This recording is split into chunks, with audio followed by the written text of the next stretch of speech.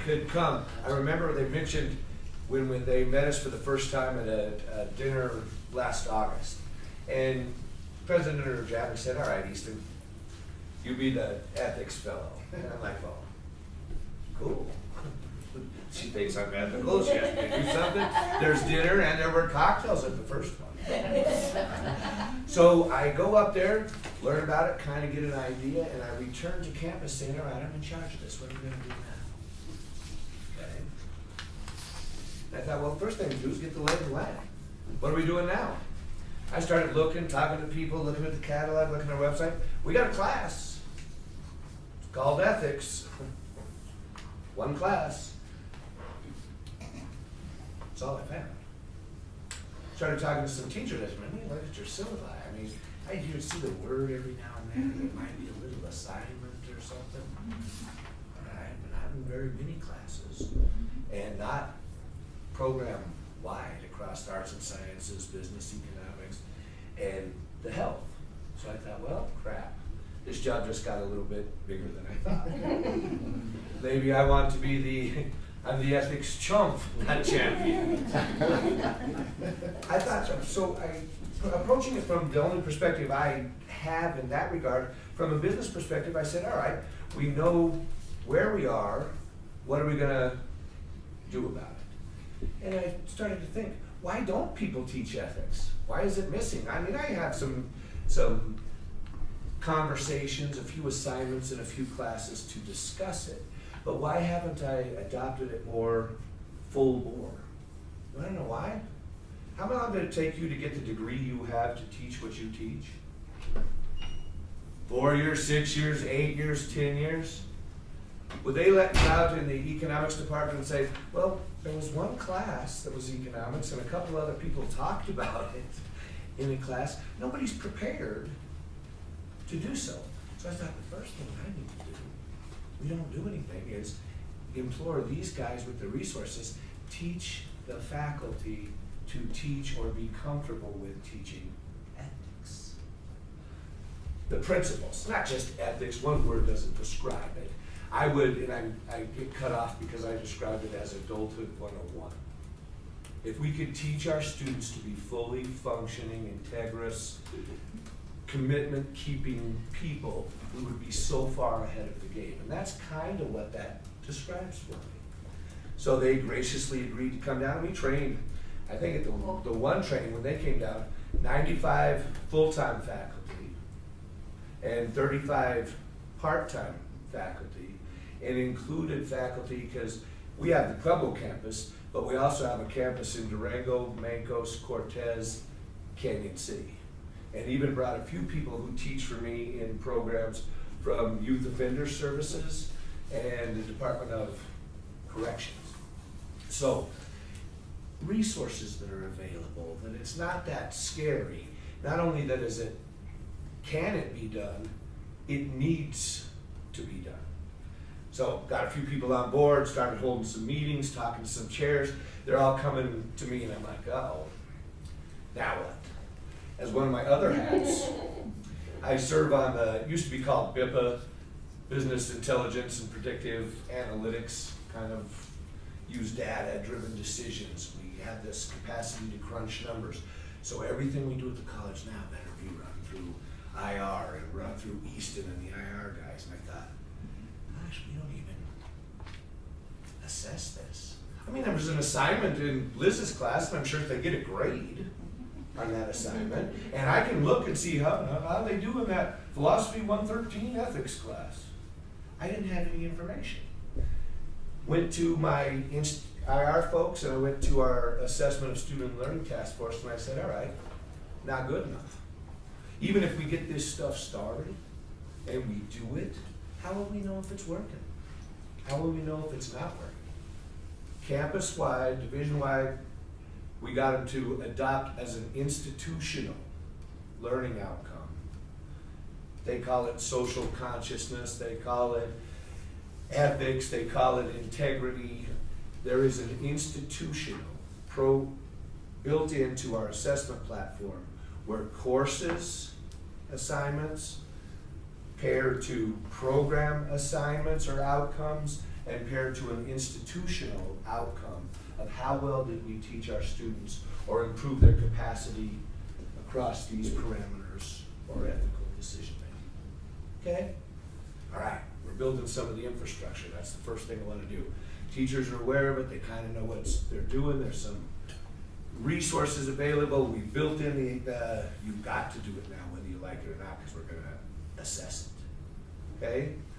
Now, where to from here? I started thinking, gosh, if I have to go see every department chair and every faculty member and create something for them in their class and take a course objective to a program objective to an institutional objective, I won't live. I got too many things to do.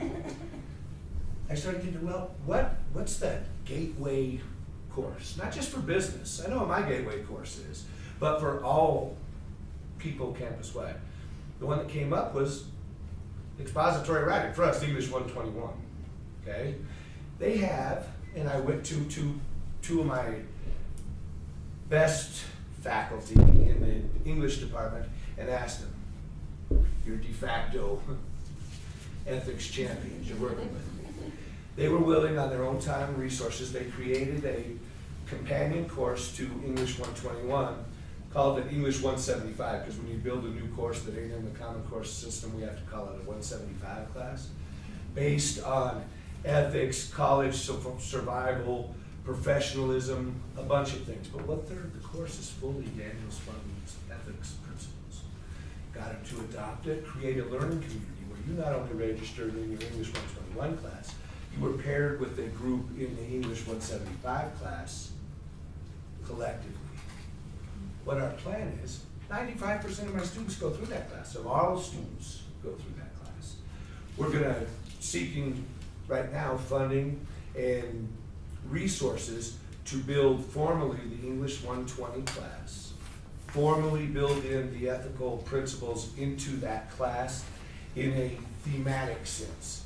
And I will explain that to you when we go through a little activity I do with my students. I refer to it now. Anybody in here watch, probably not the crowd for this show, but watch New Girl? Oh. You watch New Girl? All right, what does this mean? Jar. There's 3 roommates, doesn't really make any difference, and when Schmidt does something that's really stupid or mean or whatnot. Yeah, when he does something stupid and sensitive or mean, they have a jar. To us, it's like the cursing jar. You say something bad, you gotta put them in the jar. Well, he does it so frequently and so pervasively, now it's just jar. Every time he opens his mouth. Well, I built into a statistics course in the fall and now into an economics course in the spring with some of the same students, your goggles, the lens that you look at the world through, the lens you have developed that causes you to behave this way or that way. What makes you tick? How do you decide how you're going to behave? Most of us have a viewpoint that we operate from.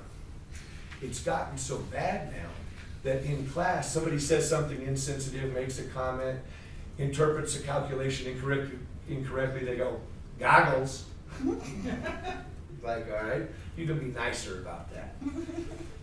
What I really hope to do is, in this day and age, I can't believe in higher education, I'm kind of, you guys aren't gonna like this, I shouldn't stand up here and say shame on all of us, but how has this ethics training, personal development, not been a much bigger part of what we've taught people for 30 or 40 years? We can no longer sit back and hope that it happens. You can read the news, you find out, you see what's going on community-wide, worldwide. We can no longer be passive and assume that it happens. We can't write a handbook and a don't cheat code and assume our students head out into the world with the capacity to take complicated inputs and demands and make reasonable, informed decisions. Okay? I'm going to stop it there, come back to it. I want you to divide up into, do not divide up, you can stay where you are, to groups of like 3 or 4. This is kind of, it's the first 4 weeks of class, usually like on the first day.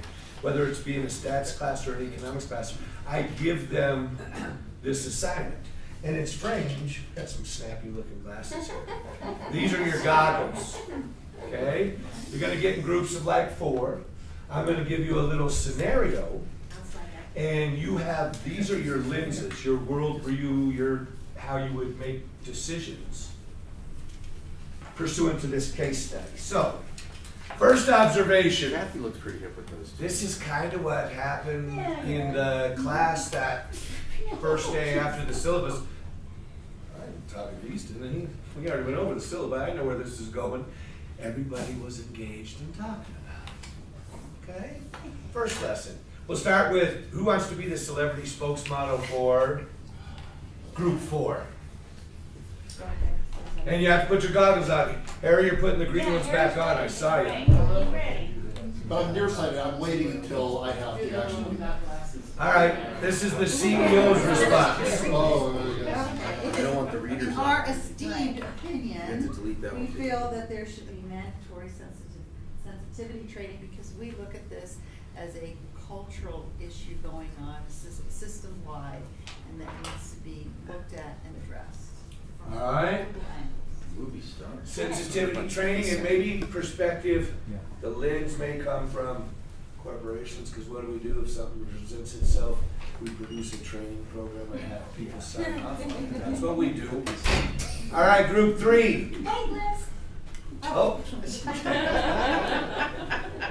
I'm definitely not putting your glasses on. I wanted the bling. Group. Kathy's taking a picture. No, I think you got it.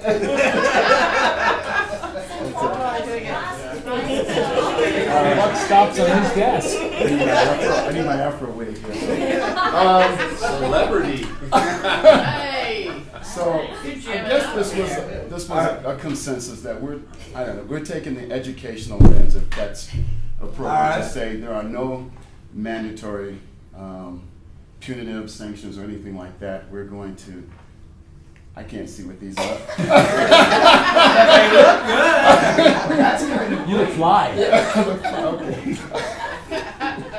Okay. So no mandatory punitive, none of that. Okay. We're just gonna go, this is an opportunity to discuss it and talk about why this person just blasted all those folks and what created this frustration. And then allow those on the receiving end to have a conversation about how they felt about this, but not approach it from a disciplinary, a punitive, or mandatory, none of that, just All right. discussion. awesome. In fact, it's one of the things I left kind of conspicuously missing is a little context. Where did this come from? How was it said? How was it relayed? What was the communication? What was going on? Hey, we gotta make some assumption. What went on? How'd this go down? Yeah. Now what? All right, good work. Group 2, those are awesome. You can keep those. Tell them that's how they roll in There's Colorado. already photographic evidence that's now on its way to New Mexico. This one, I posted that You're gonna wonder what you did up there website. so 420 Oh, no, that is so unfair. To connect this to 420, that is not nice at all. What did you do? Okay. Yes, evangelical Christian ministers aren't normally this much fun. But as evangelical Christian ministers, part of what this person said is right. I mean, we do probably have different views on homosexuality. We don't recognize the judgmental tone in this particular comment. There's a lot of diversity of opinion within evangelicalism. But our main concern is any sort of precedent that would be set in this case would then be applied to people of faith. So what would happen if the situation was reversed and it was a religiously conservative student who was expressing opposition to homosexuality? Would that person have to go through mandatory sensitivity training? And so what we would say is, following the principle, even though we disagree with much of the thrust of what this person said, that there should be no action required, but this ought to be an opportunity, given that this is an educational institution, for conversation about contentious issues. And we would be glad to participate in that. Great work. Teachable moment, put your big boy pants on. we're now in college. Okay? It's Now, a I would agree. No formal action is described, but both of you have kind of alluded to, we gotta have a conversation, we gotta expand on this, we gotta talk to some people, enlighten something, so that's kind of a common thread. And group number 1. That's just the faculty for the There's only one class. with that glasses. And just as way of full disclosure, that may be your answer. Ryan, It I may think be the your same answer. way. See, that's why I'm. Oh gosh. I know, that's right. Never interrupt the lady taking pictures. This is Easton Top. There you go. Okay. You guys gotta wait him out. No, I can't see. Like, I think we are of the similar thought process as everyone else. The idea of we said a learning opportunity for Right. for not just the student who said these words, but also for the others in the class, and provide an opportunity to try to help people learn from this and make them All right. accountable, I guess, is the right way of putting it. So we All right. we kind of said mandatory sensitivity training, but then based on, I mean, that's, Oh, you can't change your well, answer. but we were told No, we we couldn't assume any Yeah. concepts. That was their We question. said we couldn't assume concepts. We like giving the answer. Yeah. So, And just eavesdropping. everyone else changed. 2 things came out of this group. First, I could hear Sue clearly say, "This doesn't need to go to the dean. I got this in my class." I said, all right, I know her. So, it worked. This is not going down in her class. Now, so maybe mandatory sentencing, lack of context. Are those the only 4 possible outcomes on planet Earth? Probably not. We tend to, when we start looking through lenses, put ourselves into boxes where there's just one answer. It's an absolutism. This is either right or wrong, always. And we don't want to get away from that. That's relativism. Can't be just depending. There's mitigating circumstances, kinda. We want to be able to separate, have principle-based, be able to arrive at concrete decisions, not be relativists, but every situation isn't simple. Now, the next thing I do, and you guys are a much more mature and accomplished group than my first year students are. The next question is, the rest of the assignment is, and you'll have a couple of minutes to do it. I said, all right, this was a discussion post directed at your son or daughter. Now, any change of attitude?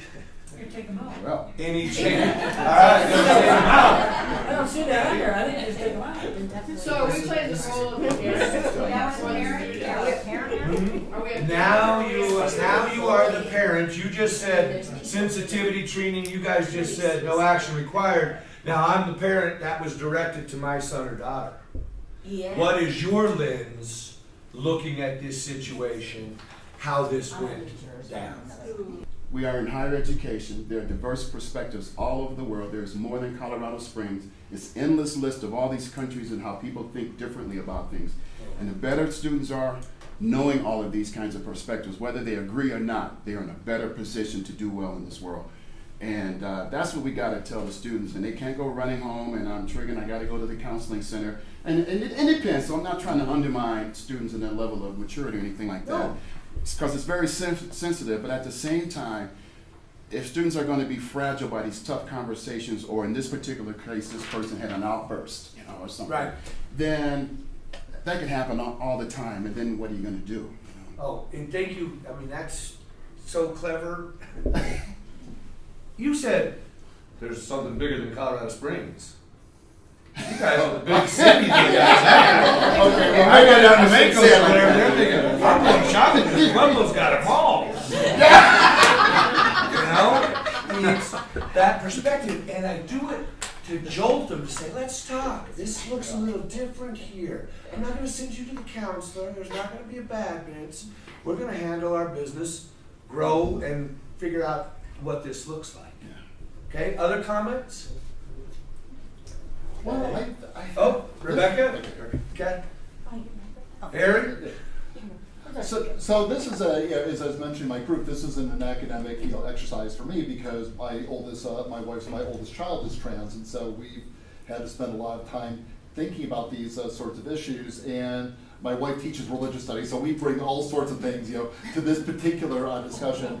When my wife would get a sort of comment like this, like on a discussion board, it's not an issue of sanctioning, it's an issue of tone and context and thinking about, and one of the things she'll talk about is in an academic context, there's one set of standards. When you're in a workplace, there's a different set of standards. And so to really think about tone and audience is something that she works on as a religious studies professor. And with our son, one of the things that we've spent a lot of time talking about is how do you think about different sorts of perspectives, bearing in mind that there are going to be a lot of people who think in this particular sort of way. How do you can't demand that the whole world, think like you. Yeah, take a particular point of view. So how do you stand up for yourself in a respectful sort of way? Love that. Second and third part of it, and yes, you're right in my material. Not only directed at your son or daughter is an evangelical Christian. Not only directed at your son or daughter, but your son or daughter is LGBTQ community activist. Does that, now you crossed it. If it was just my son or my daughter, Gordon said that's business school, he can stand up for himself.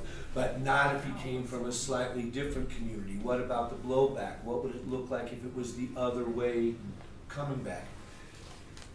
Yes, Julie? Well, one of the things that when we read that, in my mind, especially in today's culture and today's society, one of my first thoughts was safety. Yeah. Was a safety concern for if I was the parent or even the professor, because we're the professors, the faculties in the classroom. I'm wondering what's behind that and how, what's going on, and are they a threat to the classroom? Are they a threat to the student that they're yelling at, or is it me they're yelling at? Are they a threat to me? So that's where my mind. Great comment, but from the same lady, Mama Bear coming out now. Yeah. She's like, is this a threat to my child? That looks a little different because 5 minutes ago, this will be handled in my classroom. I got this, no sanctions necessary. Perspective, emotions, admit we're emotive about it. And that's the first lesson I wanted students to learn. I kind of jolt them. In fact, you're not going to get expelled for this. Some of them are like, geez, I bet you can get kicked out for this.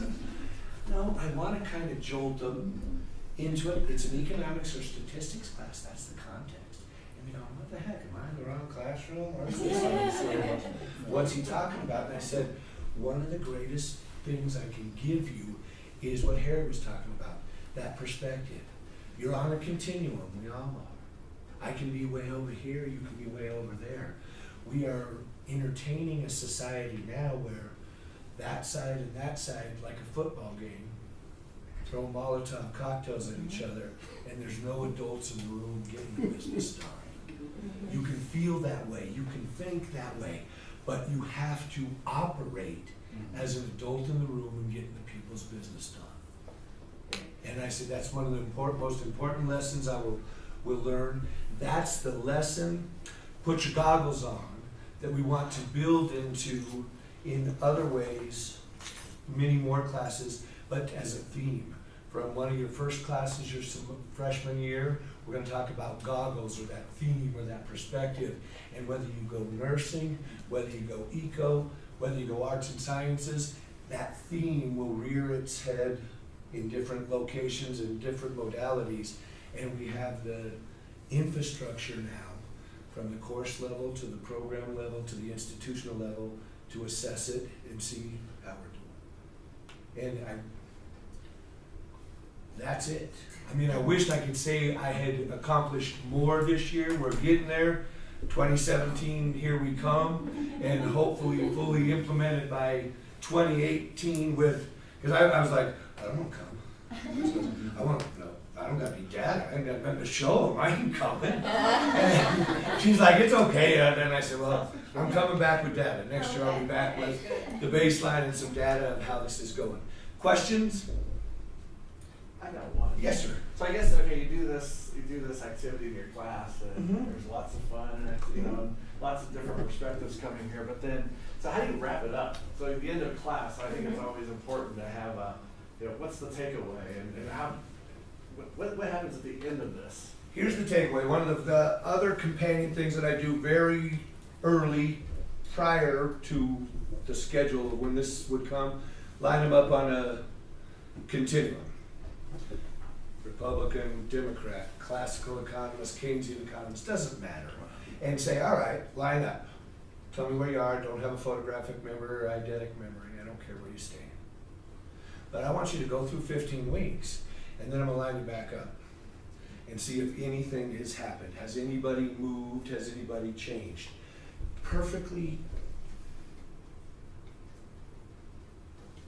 introductory assignment.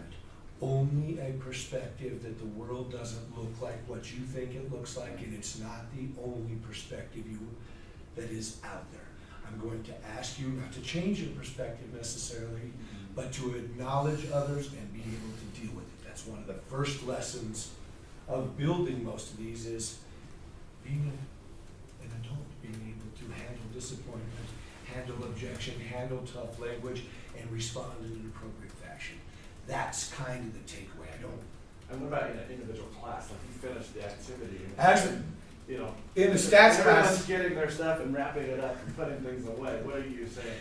in the stats class, just to be funny, I told him, I said, this has no particular educational background. It's just fun to watch you guys. Everybody's looking at their syllabus going, What is that Yeah, go ahead. our college and the whole community college system, you know, is going through this assessment, making sure that students are aware of what they're able to do when they finish the course. And for a long time, we embedded those competencies, or we put them in an institutional syllabus. Mm-hmm. And I sat on a committee that worked real hard to figure out which ones we want to embrace. Economics picked critical thinking and civic engagement.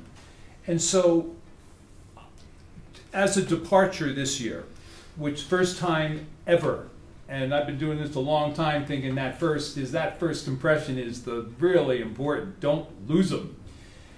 I departed from script and put my competencies right in the front. You wouldn't even know you were taking an econ class if you started top to bottom except after my name. And I referred them to that, but I said it out loud. That I'm real happy, pleased to meet all of you. It's a great honor and a privilege to do this. We're going to make light years. This is what you will be able to do when we're done. Right? This is serious business. You will be able to. Now, critical thinking may be a little overused, but I'm hearing from you, Joe, what that takeaway lesson is. That we will be able to think and respond as opposed to react. Yes? A little more of the intrinsic part first. Mm-hmm. Number one. And number two, because we'll talk about a lot of different issues. So first thing, to be able to respond thoughtfully. And second, I said civic engagement out loud. Yeah? And after my presentation, I can say confidently that you will get to meet the other. You will get to meet the community that helps you to succeed. And without them, then you are really in a lesser place than you would be with them. And so And I think that juxtapose of, that first day, how we want to establish their mindset is, I'll do it every semester now. And I built in, we had course levels and some ad hoc things going on, but at the programmatic level, we had what we call a PSLO, Program Student Learning Outcome, that is strictly around civic engagement, ethics, integrity, those things. And it maps up to course. You literally go through and map your course. I have an assignment about this, I have an assignment about that, da, da, da, da, da. We've adopted a common rubric, which I handed out for the institution. And we've got an e-lumen system that it's not very impressive when somebody emails you a screenshot of it, that lists each individual instructor, whether part-time, no matter what campus from DOC, can have an assignment that they feel encompasses one of those objectives or small portions of those objectives, and it maps all the way up to the institution. So we have a baseline of how we're doing. We can separate it down to programs, departments, or divisions and say, guys need to handle a little bit more. That's what, I spent the year building infrastructure and now seeking to get students and teachers engaged. This is amazing. Okay, you wowed me. Let's thank Joe and Warren for their presentation.